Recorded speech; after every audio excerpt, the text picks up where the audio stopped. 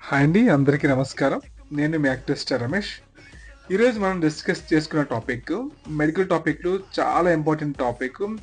తరచుగా చాలా మందికి ఉన్న సమస్య చిన్నదే కానీ ఎక్కువగా బాధపడుతున్న సమస్య ఇది. ఆ, దాని యొక్క టాపిక్ ఏంటంటే గ్యాస్ట్రైటిస్. గ్యాస్ట్రైటిస్ అనేది వింటే చాలా చిన్న సమస్యగా ఉంటుంది, కానీ ప్రస్తుత రోజుల్లో చాలా మంది ఈ సమస్యతో బారిన పడి చాలా బాధపడుతున్నారు. దానికి చేసే చిన్న చిన్న తప్పులే వీటికి గల కారణం.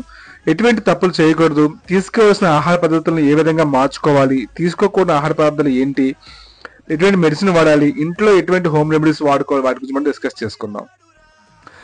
ఇప్పుడు మనం తెలుసుకుంటే గ్యాస్ట్రైటిస్ అంటే కడుపులో ఎవరికైతే తేనిపులు అంటారు కదా, తేనిపులు కానీ కడుపు ఫుల్గా ఉంటూ అంటే కొంతమందికి ఏమవుతుందంటే స్టూల్లో కూడా బ్లడ్ వస్తుంది, వాంతులో కూడా బ్లడ్ వస్తుంది ఎక్కువగా ఉన్న వాళ్ళకి, అంటే పైలరీ ఇన్ఫెక్షన్ ఎక్కువ ఉన్న వాళ్ళకి. అలాగే ఇట్లా అంటే ఏం తిన్నా కూడా కడుపు ఫుల్గా ఉండటం, ఇట్లా ఉన్న వాళ్ళకి దీన్ని గ్యాస్ట్రైటిస్ సమస్య అంటారు. ఇవి కొన్ని సర్జరీస్ వరకు కూడా వెళ్ళిపోతాయి, కొంతమందికి ఎండోస్కోపీ సర్జరీస్ వరకు కూడా వెళ్ళిపోతారు, అంటే ఎగ్జామినేషన్ చేసుకోవడానికి.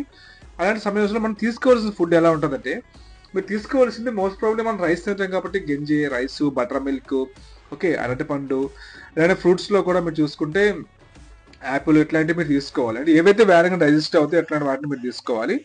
తీసుకోవాల్సిన తీసుకోకూడని ఫుడ్ ఏంటంటే మోస్ట్ ప్రాబ్లీ మీరు అవాయిడ్ చేయవలసిన మసాలాని ఎక్కువ అవాయిడ్ చేసుకోండి. అలానే మీరు వెనిగర్ సాస్ ఉన్న ఫుడ్స్ కానీ, ఫాస్ట్ ఫుడ్స్ కానీ, ఎక్కువగా ఏంటంటే ఏవైతే ఆమ్లాన్ని రిలీజ్ చేస్తాయో మీకు ఫుడ్ అర్థమైపోద్ది.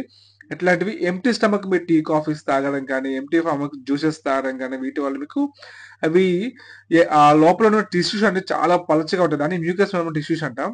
మన స్టమక్ లోపల ఉంటాయి కదా ఇంటెస్టైన్స్, వాటి చాలా పలచగా ఉంటాయి కాబట్టి వాటిపైన ఒత్తిడి పడకుండా చూసుకోవాలి. యాంటీ యాసిడ్స్ ప్రాబ్లమ్స్ ఉన్న వాళ్ళకి డాక్టర్ పర్యవేక్షణలో మనం డైజిన్ కానీ, జెల్స్ సిరప్స్ కానీ వాడుకోవచ్చు. వాటితో పాటు మెడిసిన్ చూసుకుంటే రెబప్రోజల్, అమోప్రోజల్ అండ్ ప్యాంటోప్రోజల్ మనం ఫాస్టింగ్ స్టేటస్ లో వీటిని వాడుకోవాలి. పైలరీ ఇన్ఫెక్షన్ ఉన్న వాళ్ళకి ఎక్కువగా యాంటీబయాటిక్స్ వాడాల్సిన అవసరం ఉంటుంది. బట్ ఇవన్నీ కూడా కన్సల్టెంట్ డాక్టర్ని మనం గ్యాస్ట్రైటిస్ డాక్టర్తో మనం మాట్లాడుకోవాలి. అంటే మీకున్న పద్ధతిని వాళ్ళు ఉపయోగించి దానికి కావాల్సిన మెడిసిన్ వాళ్ళే సూటబుల్ గా చేస్తారు. ఇప్పుడు మనం తెలుసుకుంటే సూటబుల్ గా హోమ్ రెమెడీస్ చాలా మంది ఉపయోగిస్తారు. వీటిలో మీకు తప్పనిసరిగా కాకుండా అంటే మీరు ఇంట్లో ఉన్నటువంటి వాటిని ఉపయోగించుకోవాలనుకుంటే మీరు ముఖ్యంగా హాట్ వాటర్ లో వాము నీరు కానీ, లేకుంటే మీరు హాట్ వాటర్ని తరచుగా తీసుకోవడం కానీ, కొంతమందికి ఏంటంటే మార్నింగ్ టీ కాఫీ అలవాటు ఉంటుంది. లైట్ గా టీ కాఫీస్ తీసుకోండి, అల్లం టీ తీసుకోండి, దానివల్ల మీకు పెద్దగా ఇష్యూ ఏమి ఉండదు. వీటన్నిటితో పాటు ఎవరికైతే వాపు, స్టమక్ లో వాపు కానీ, అంటే ప్రైవేట్ పార్ట్స్ లో వాపు కానీ, వాంతుల్లో బ్లడ్ కానీ, స్టూల్లో కూడా బ్లడ్ కానీ వస్తే వీటిని వెంటనే మీరు gastro intestine doctor, GI doctor